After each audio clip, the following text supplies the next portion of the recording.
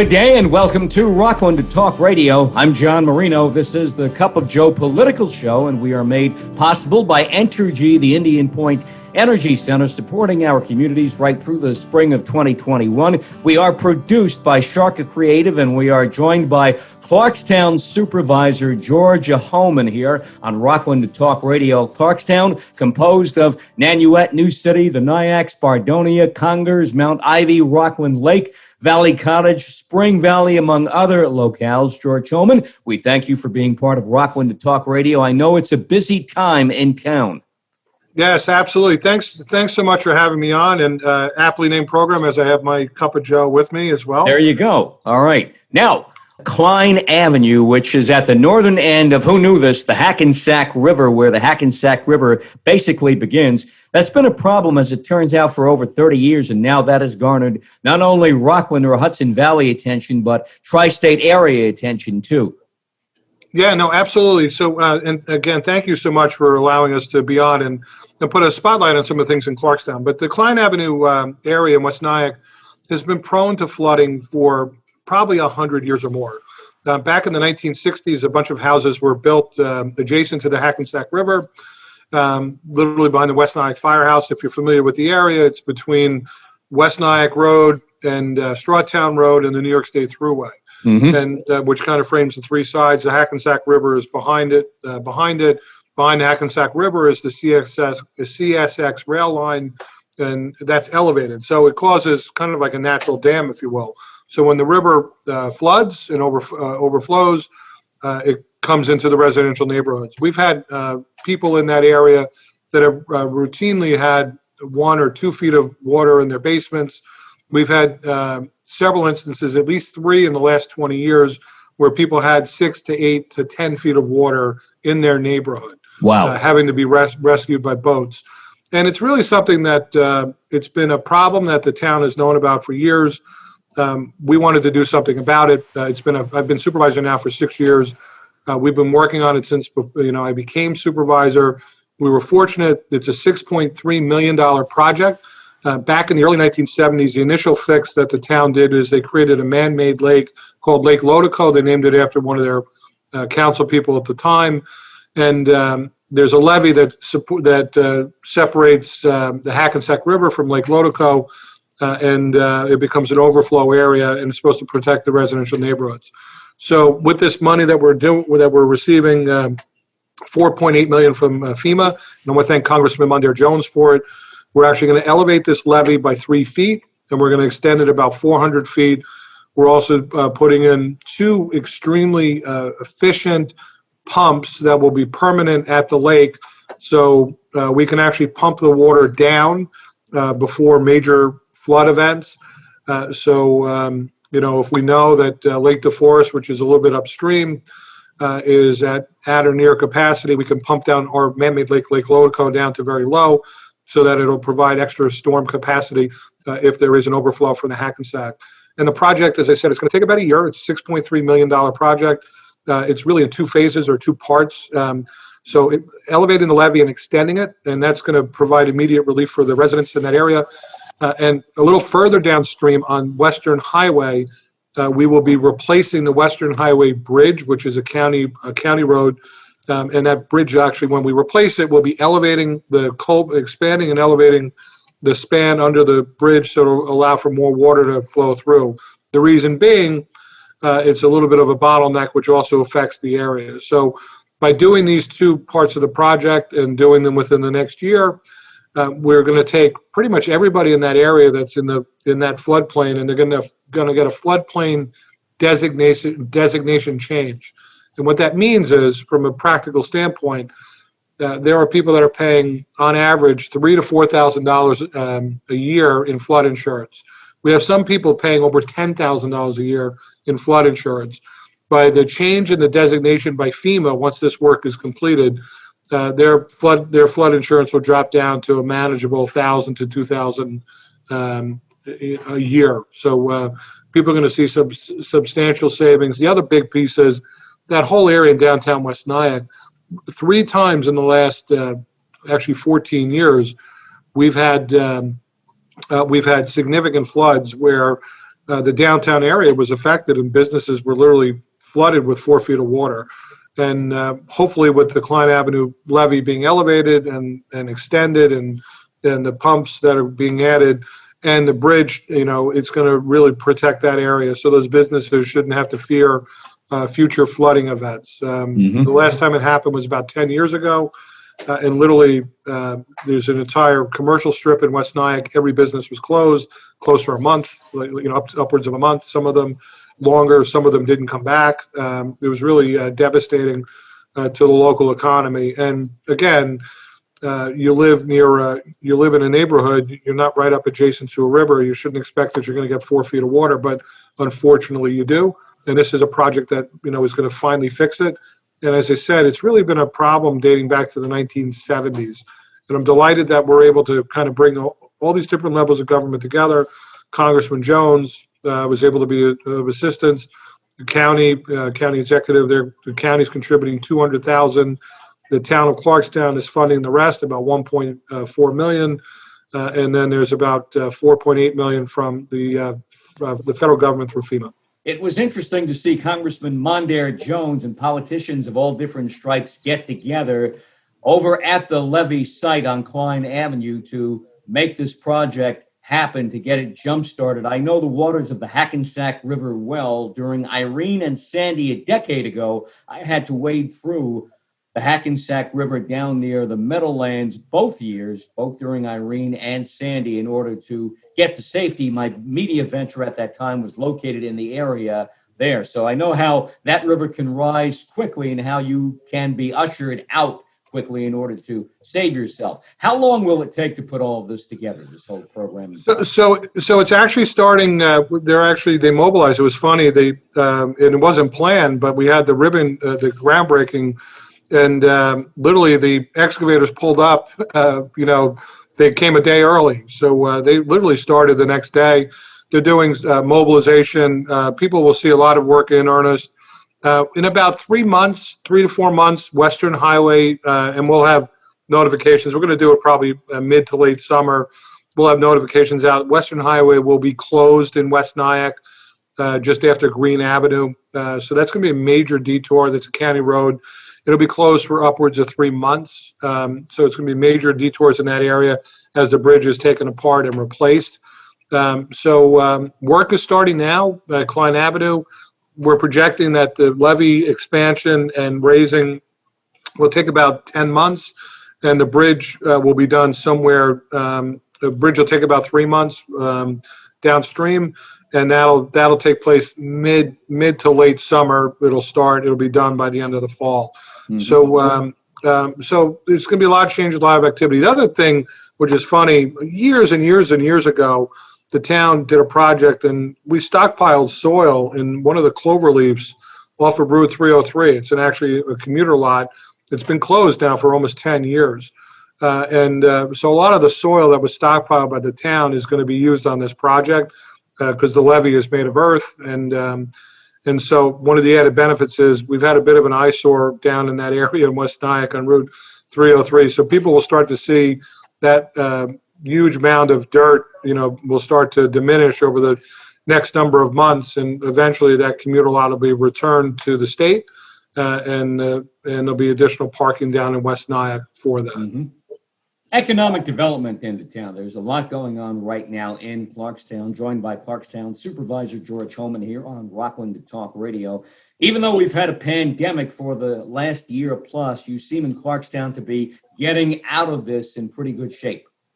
Yes, no, absolutely. I often joke and I tell people, as Clarkstown goes, so does Rockland County, because over 60% of the commercial ratables and the largest commercial enterprises, the Palisades Mall, the shops at Nanuet, the auto dealerships on Route 304, it's kind of the car dealership corridor in Rockland, are all in Clarkstown. So we're very fortunate, that we've got the vast majority of there's 4 of the towns and they've got their own commercial, but we've got 60% of the commercial ratables of Rockland. And so as Clarkstown goes, so goes the county. And the good news is we're going well, even throughout the pandemic. Our planning board agendas have been full. We've had a lot of projects coming through. I can just walk you down, in my mind from the Route 59 corridor. Clarkstown goes from the Spring Valley border all the way down past, from the Spring Valley Marketplace down to Nyack, right? Down to just the entrance to the New York State Thruway down in Central Right down Nyack. 59, you can go from Spring Valley to the Hudson River.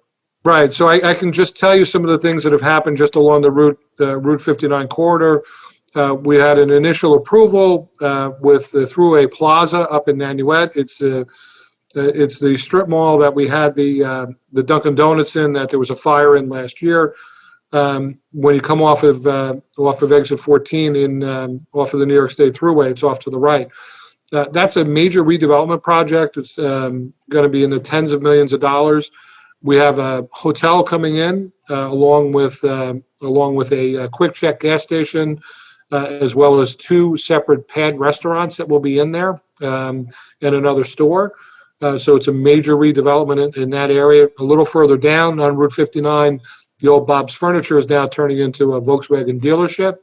On the other side of the train tracks, crossing the shops at Nanuet, we have a car wash coming in. We also have the White Castle in that area. They're going to completely redevelop it, expand it.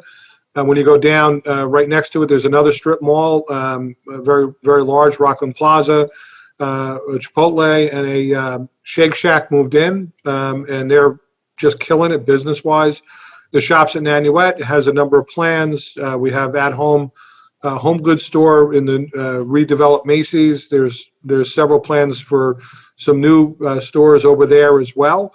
We're working closely with the folks from Simon Properties, and they've got some plans potentially for a couple of pad restaurants, maybe a hotel as well over at the old Sears Auto Parts store.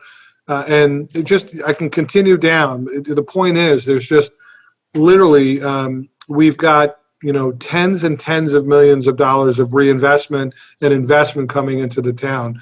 About 2 years ago, the town actually, in the Nanuet area, we completed a lengthy process with our transit-oriented development zoning that we proposed, we adopted, which is now going to allow for 4-story buildings and up to 500 units over a 20-acre area that basically abuts the Nanuet train station in downtown Nanuet. We've got several projects that are vying to be the first to come in under the new zoning. We've had a bunch of meetings with one of the property owners who's proposing about 200 units right next to the train station. It's going to be very similar, if you're familiar with the Pascagoula Valley Rail Line, what's been done down in Park Ridge, New Jersey. There's a major redevelopment down there that's underway. We kind of use that as a model for our zoning, and so that's moving forward as well. And as I said, in New City, we've got a bunch of, all up and down Main Street in New City, we've got a bunch of projects. We've got Atria Assisted Living just opened up. They're getting their final approval from Department of Health. There are about 80 units of upscale senior living. We've got several small commercial establishments that are coming in, being redeveloped up and down Main Street in New City.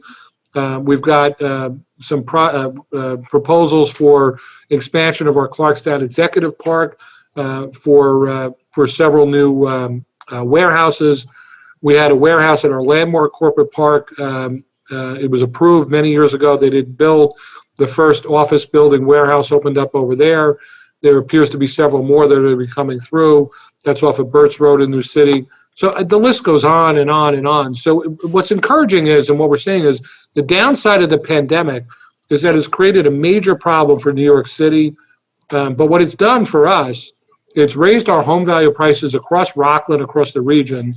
And it's really made Clarkstown, since we are a very business-friendly community, very attractive for people to invest. And as I said, it's tens of millions of dollars of investment. And this was going on during the pandemic. I mean, and what we tried to do is I created an economic development staff position within the town. We're really trying to generate leads for people to come on in. We're trying to streamline services, helping people get through the process more quickly, when they're going before the planning board and zoning board, working with our building departments, and the results are paying off.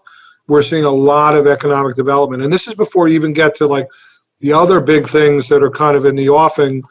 Last November, we put a referendum before the voters.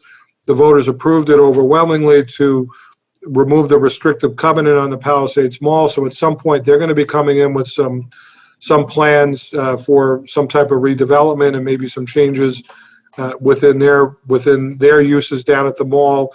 And of course, Simon Properties as well. They're looking at some redevelopment. Those are large commercial entities and landowners within the town, but we've got major redevelopment in a lot of different places. And it's all kind of tied into, I'll bring this full circle, with our comprehensive plan. 10 years ago, 11 years ago, we adopted our comprehensive plan. Every 10 years, you're supposed to do an update. We're on the precipice of the update. In fact, within the next 2 weeks, we'll be putting out our draft update of the comprehensive plan. We'll have a public hearing probably in early June. We'll adopt the changes. Some of the update in the comprehensive plan will actually look for more TOD type opportunities in some of our downtown areas, and maybe some and we'll call for some tweaks of our zoning to allow for some maybe more flexibility as a result of some of the issues that we learned from COVID. Like one example would be, we really worked hard to create a platform called Meet Me on Main, where we closed down some of our downtown streets and we encouraged all of our restaurants to do outdoor dining. And so one of the things, a lot of the suburban zoning codes don't really encourage some of the outdoor dining or some of the flexibility in the zoning. So our comprehensive plan is going to look to try and concretize some of these things that we realize as a result of COVID are not going away. Restaurants are going to need more flexibility for outdoor dining. Businesses are going to need more flexibility in terms of their space requirements based upon social distancing. And those are all things that our comprehensive plan is going to try and address and look to. So it's an encouraging time. A lot of people are talking about the death of New York and about some of the problems we face, and there are a lot of problems the state's facing. But I can tell you here in Clarkstown, we're going to continue to be the economic engine, and it's just represented by the vast amount of redevelopment. And I'll finish this portion of it with this. Every year since I've been supervisor, I'm now in my 6th year as supervisor, we've seen a real trend, and it's really significantly arced upwards. And I think part of it is just some of the efforts we've done in really trying to encourage redevelopment here and bring new businesses in. But we've been seeing our assessments really go up significantly within the town. And we haven't raised taxes. In fact, I cut taxes one year, first time we ever had a tax cut in our town. And taxes have been fairly stable, pretty much close to flat over my first 6 years as supervisor. Why are the assessments going up? They're going up because values increased because of a lot of efforts and a lot of work. We've been adding, just from a taxable value, $30 to $50 million in new tax value every year. That translates into a couple $1 million in our operating budget, which has really gone a long way in helping us try and keep taxes in check within Clarkstown, and that's been significant. So it's not just what we're seeing going forward, but the last couple of years, despite the pandemic, have been really good years with redevelopment. You talked about reopening restaurants. Now, in Clarkstown, your alma mater, Clarkstown South, the Vikings, and the Rams of Clarkstown North, both ranked consistently among the best schools in New York State. How about reopening schools? Have we gone far enough at the moment to do that, or is there more to go, considering that it's late in the school year, too, now? Yeah. So the good news is that a lot of the school districts are going to be, I think some have done better than others.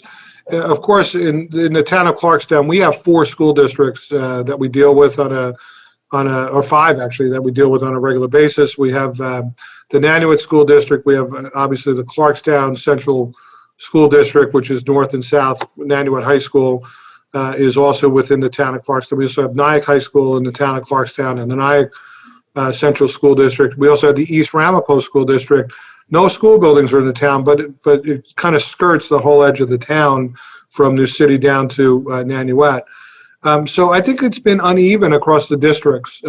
Some have really, they've all made significant efforts, but some have been a little more successful in staying open and having students in the buildings more consistently. But I think we're really gearing towards. We're coming to the end of the school year by June, so we're literally about 2 months out from the end of the school year. So my understanding is just about every one of the school districts in Clarkstown are going to be students in place in person later this month. The numbers are going to go up.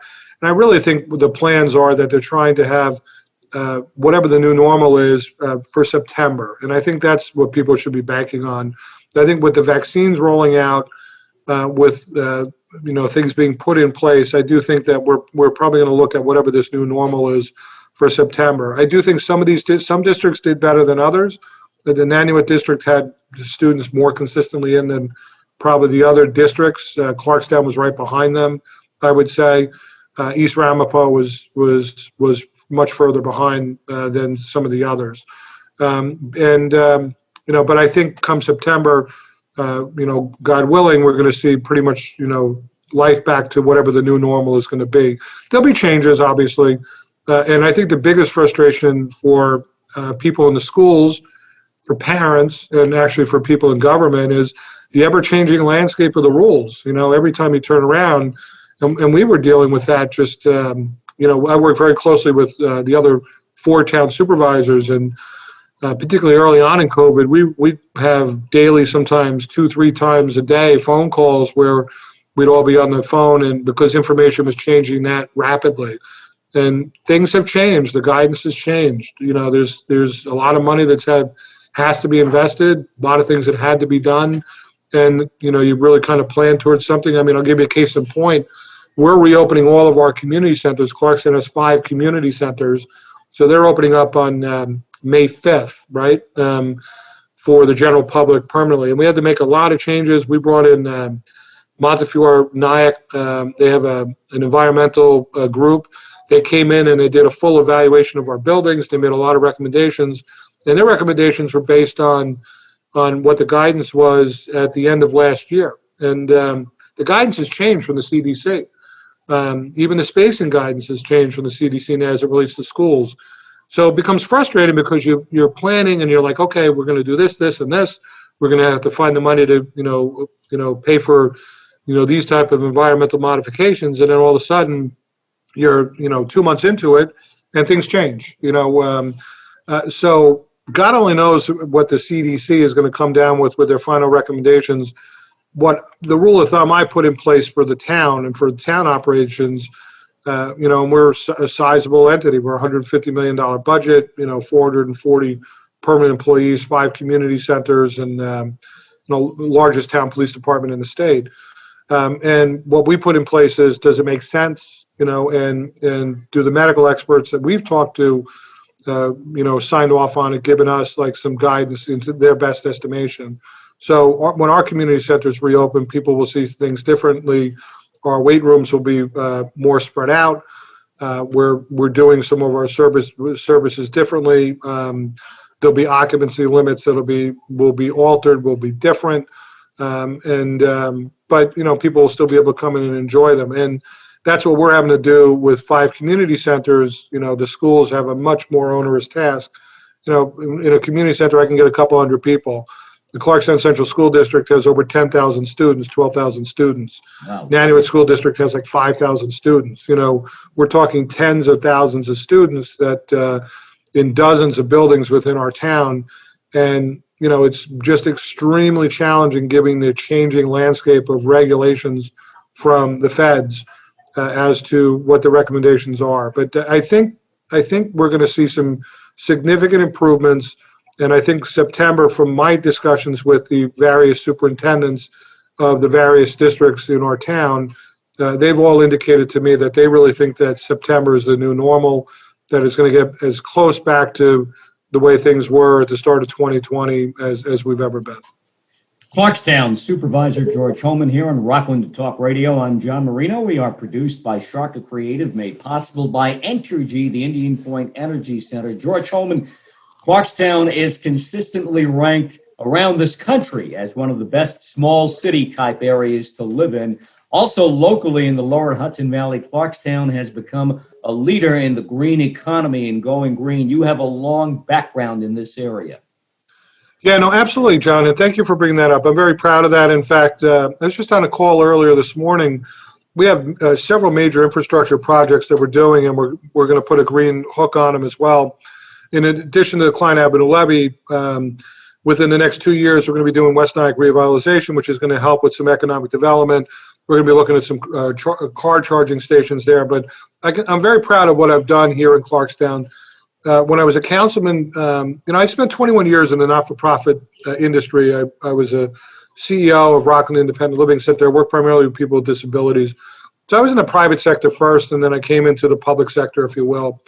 I was a councilman for 7 years, before I became supervisor, in addition to being in the not-for-profit sector. And as a councilman, I proposed the first ever solar field on a closed and capped landfill in New York State. So we have the old landfill in West Nyack.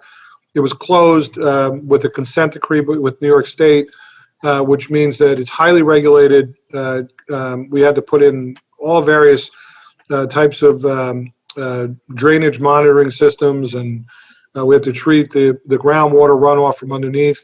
And we can't use it. We can't build on it. It's literally, when it was closed, they put a big rubber covering over it, and they put 4 feet of earth on top of it, and it basically decomposes. And since it closed in the early 1990s, it's actually sunk about 8 feet. That whole thing is actually sunk about 8 feet from the decompression of all the waste underneath as it decomposes. The town is not going to be able to use that place for another 100 years.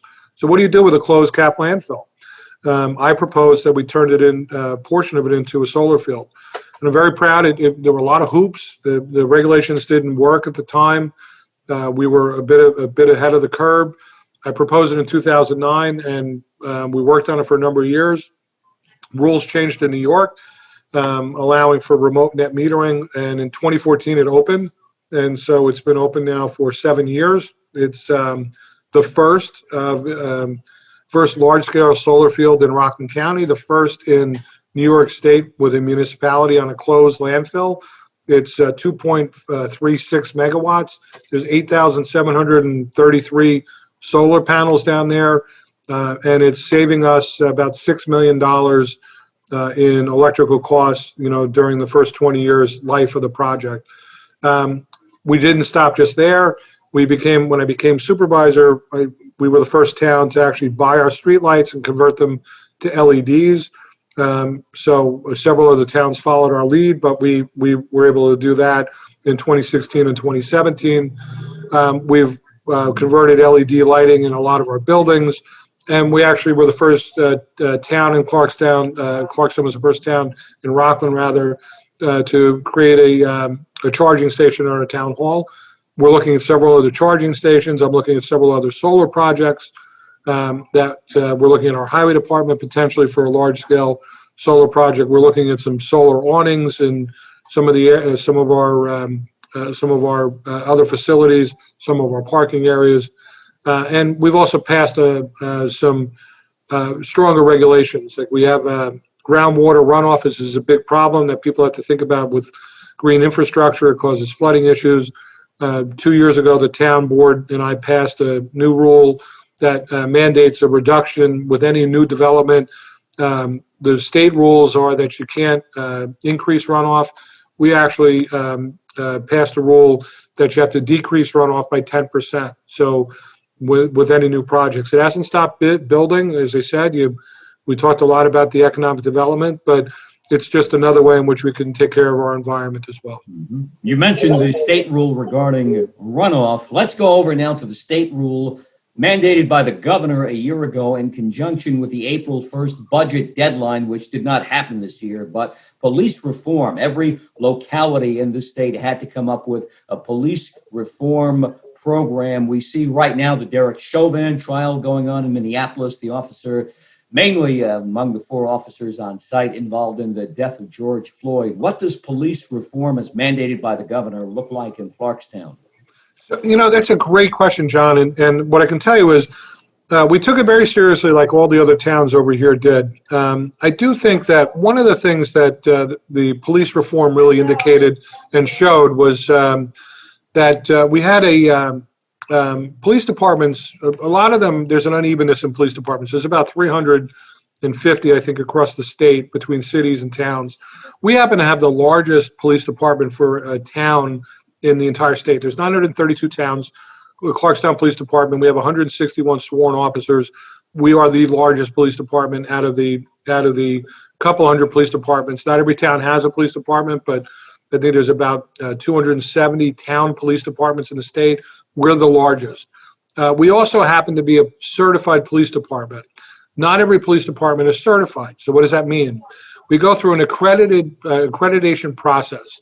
The Clarkstown Police Department has been accredited since the mid-1990s, and every 5 years we go through a rigorous process where they do a thorough evaluation with an independent outside group that comes in, and they audit you and they monitor you and determine if you've met basic standards that are required by DCJS, Department of Criminal Justice Services, as well as other criteria that they like to see to hold you to different standards.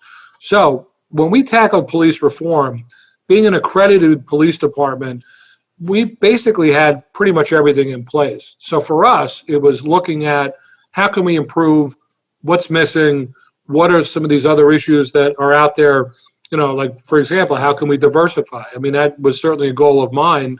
When I came in as town supervisor, one of the first meetings I had my second week as supervisor was with the folks in the NAACP, and there were 3 branches in Rockland. So I had Francis Pratt, the president of the Nyack NAACP, and Wilbur Aldridge, the president from the Havistraw branch, and also the county NAACP, and Willie Trotman from the Spring Valley NAACP. And then I brought these folks in, and we sat down.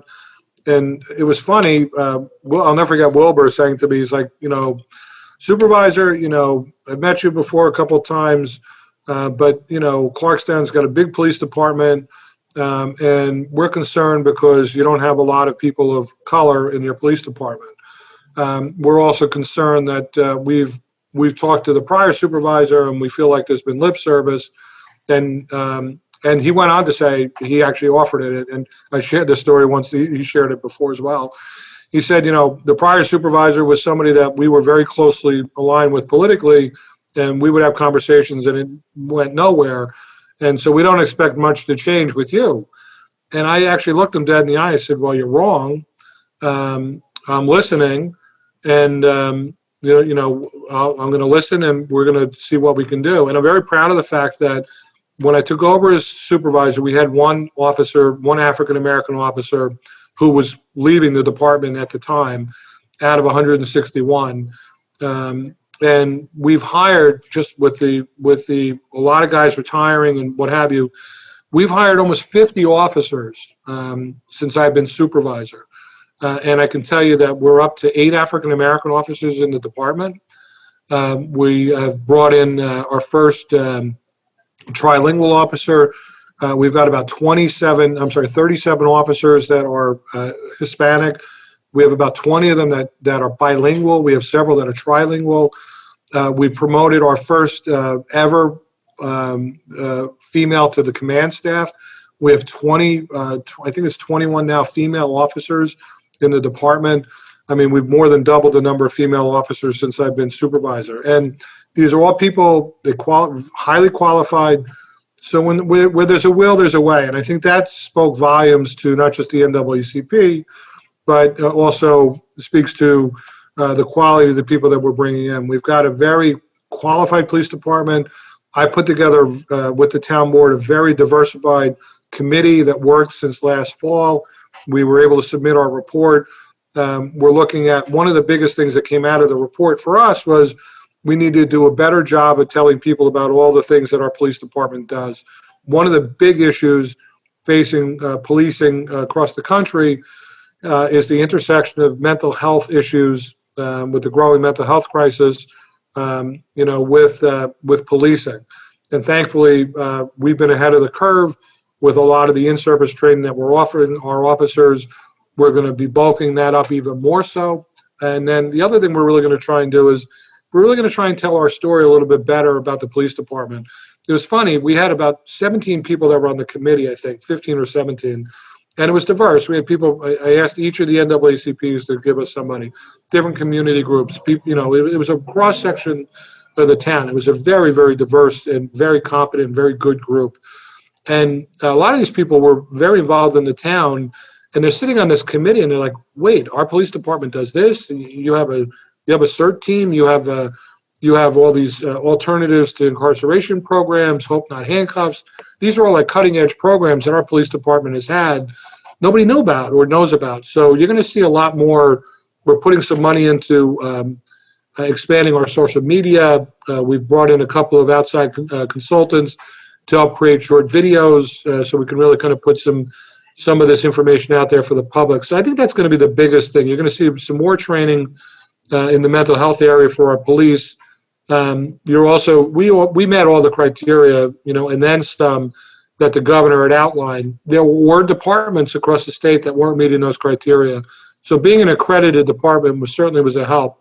But you're going to see some changes and some improvements. And obviously, I'm going to continue to make sure that we not only bring in very qualified officers, but we continue to try and diversify the department.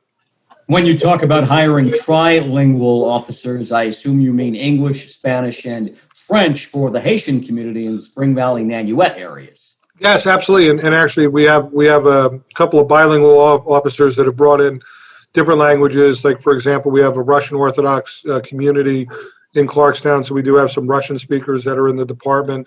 And actually, we do have a Yiddish speaker now in the department. I was about to ask you that.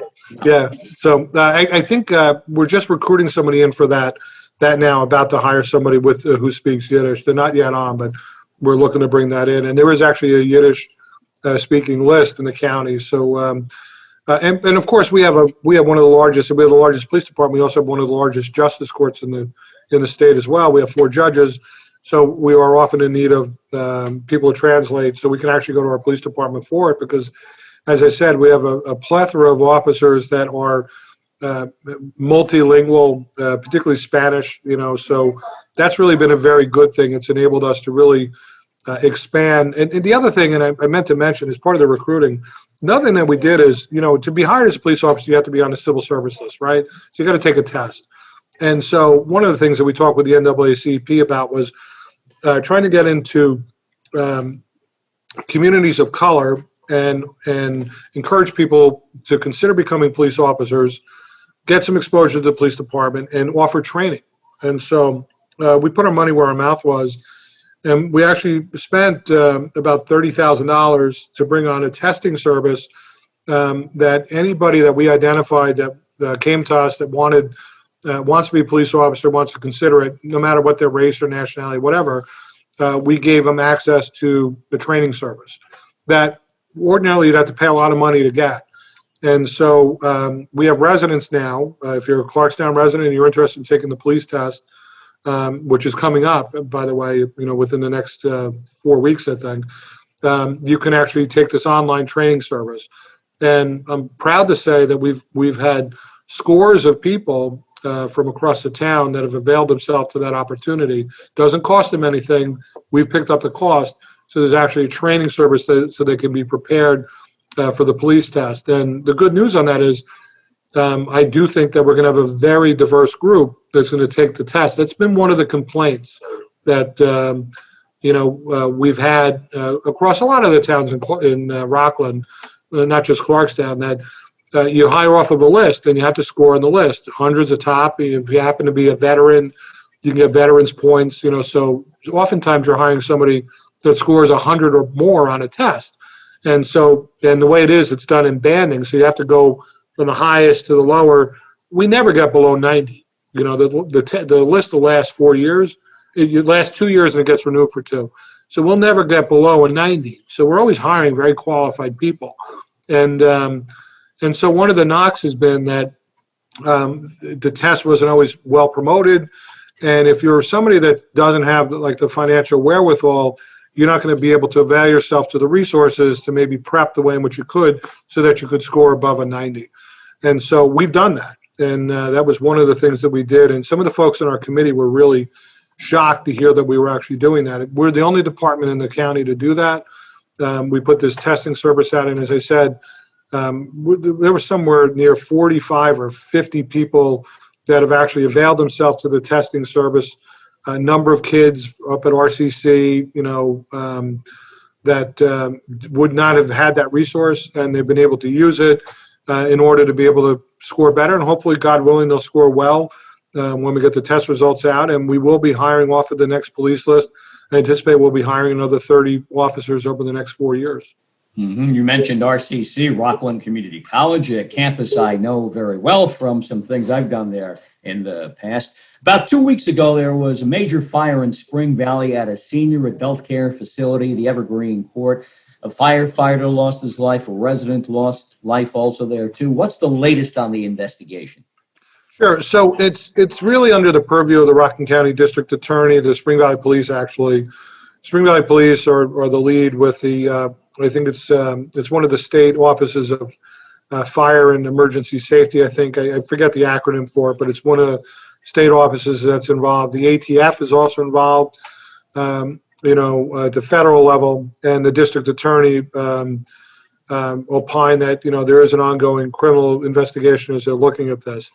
It's entirely within the purview of the Village of Spring Valley, even though technically the building is on the edge of Clarkstown.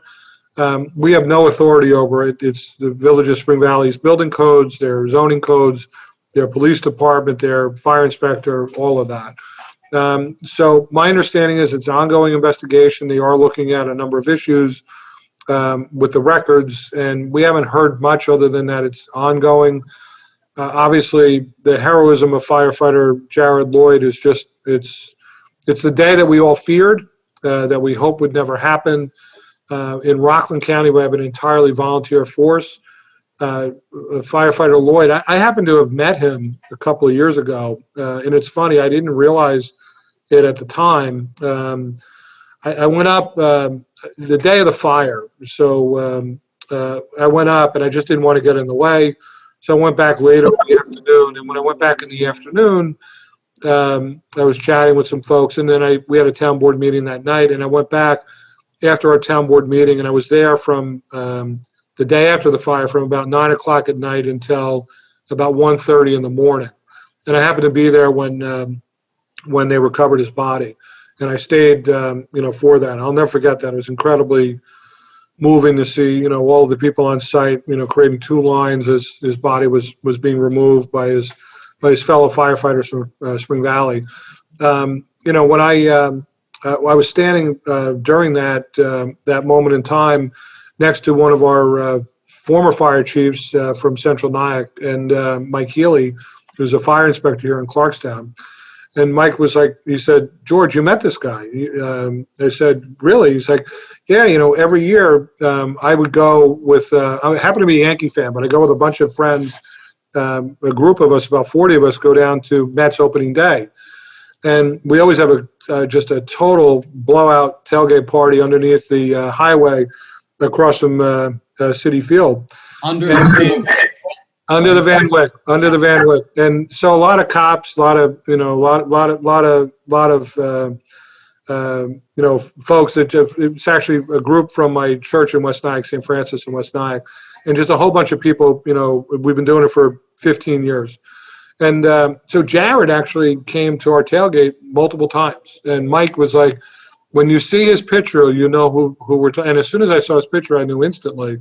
He always went with his own group to opening day, but he always came through our tailgate because there were usually guys that were from the fire services or from that he knew through the church. And Jared lived in our town. So, what I'm doing as a result of this is I'm very proud of what we've done in code enforcement. We've kind of set the standard in Rockland with code enforcement. We didn't have code enforcement officers when I took office as supervisor. We have 4, actually 5 now. We've really, I brought in a prosecutor to kind of enforce our building and zoning codes. But we're meeting with our fire departments, and we're talking with with our fire inspectors just to make sure that we're redoubling our efforts to make sure there's no situations where buildings are not in compliance. I would be surprised if there are in the areas that we control in Clarkstown. But, everybody needs to take a hard look, because what happened here can never happen again. We can't have a young father who, is woken up by his pager, and he jumps in his car and he runs to the firehouse and he goes in and he saves lives, and he doesn't return home to his family. We can't ever have this again. And so whatever needs to be done, I'm sure will be done. And certainly in Clarkstown, I'll ensure whatever needs to be done will be done. I am proud of the efforts that we have when firefighters go in, when fire departments do respond to buildings. If they see something that's amiss, they typically report it to our fire inspectors, and our fire inspectors follow up, or our building inspectors follow up. So that wasn't always the case in Clarkstown. I'm proud to say it is under our administration, and we'll continue to do that, and we'll continue to review. But we'll have to see what comes from the investigation. Certainly, just from a practical standpoint, having that many people living in a 3-story frame building, that dates back to 1902. It's pre-existing, non-conforming.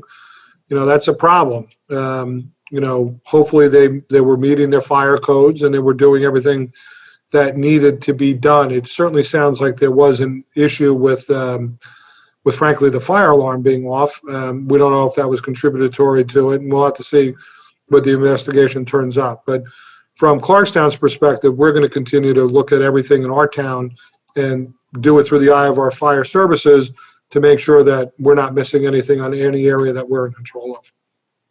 Clarkstown Supervisor George Hoehmann, we thank you for joining us here on Rockland Talk Radio. Let's talk again soon. Yeah, absolutely. Thank you so much, John. I really appreciate it. And folks who are interested in getting in contact with me, you can reach me at supervisor@clarkstown.org. You can also reach us at 845-639-2050. That's our number here in the office.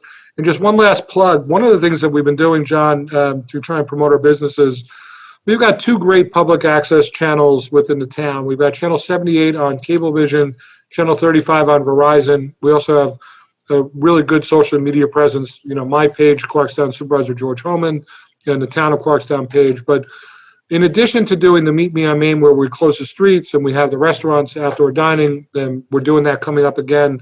We're going to be doing it at least once a month more in the summer.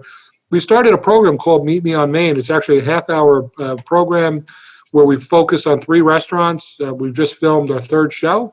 So I'd encourage folks, go onto the Clarkstown YouTube channel, Town of Clarkstown YouTube. There's a load of videos up there. We're putting even more up. We're going to be putting some up about the police department. We've got, they're all free. There's videos up there about Parks and Recreation Services. But look for the Meet Me on Main videos, because we have, it's literally a half-hour show that we're doing. I go to 3 different restaurants. I interview the owner, and we talk to some of the customers. It's kind of like a Food Network, type spin-off type show called Meet Me on Main. The first one is up. The second one is going up in the next week. We've just filmed the 3rd one. We're going to do about 9 or 10 of these a year, and we're going to make it a permanent part of our outreach to try and promote our restaurants within the town and encourage folks to. We also have another program up there called Faith Matters, where I bring in several religious leaders, and they just talk about some of the issues that are affecting people within the town. We did a great one. The first one was on how COVID was affecting houses of worship, and it's about a 40-minute show. We actually had the imam from our Islamic Center of Rockland, which is in Clarkstown. We had Reverend Richard Hasselback from the Clarkstown Reformed Church, and we had Rabbi Paul Curlin as part of the panel from the Nanuet Hebrew Center. And so people might find that interesting. There's a whole bunch of other videos up there, but check out our YouTube and our Facebook, and check out Meet Me on Main. And don't forget to get out there and just support our local businesses. They're going to need your help as we get out from COVID. Thanks again, Clarkstown Supervisor George Hoehmann, and we'll talk again soon. Thanks so much, John. Take care. Thank you. Thank you. Here Bye-bye. on Rockland Talk Radio, I'm John Marino, and we are produced by Sharc Creative, made possible by Entergy, the Indian Point Energy Center. Catch all of our Rockland, Westchester, also Fairfield Orange, Dutchess, and Putnam Talk Radio programming on our YouTube channel, Sharc Creative YouTube.